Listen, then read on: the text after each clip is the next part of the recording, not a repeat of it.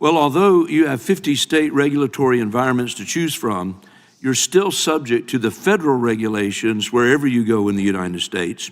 And despite the improvements in your business since the move to Austin, what challenges would you share with us still persist even at the federal level?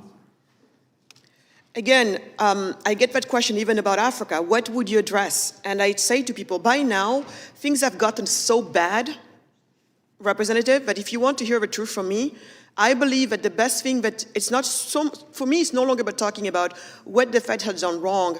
It's about talking about what could they do right going forward. And going forward, I would argue that the House is so, the foundation of the House is so rotten. The founding fathers really were going for competitive jurisdictions. And, we've been eating away at that. And now there's cumbersomeness everywhere.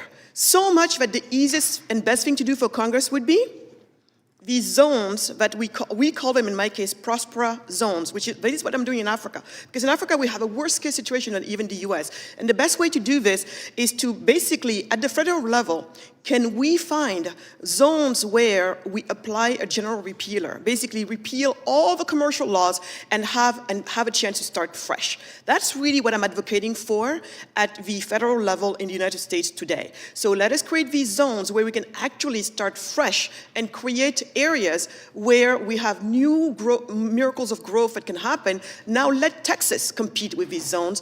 I think it's going to be the fastest way to clean things up, because otherwise we're just going to be sitting here in these circles complaining all day long about this law here, that law here, which I would argue does nothing. So at this point, we've got to be radical, we've got to be bold, because if something is not done quickly, radically, I'm afraid, Mr. Raskin, soon you're not going to have the United States of America to speak of. The only reason why we speak of the United States of America anywhere is because of the power of the U.S. Power of the U.S. because of economic power of the U.S. If the U.S. keep going down this path of overregulation, this country will be poor, and poor nations have no say. So that would be what I recommend.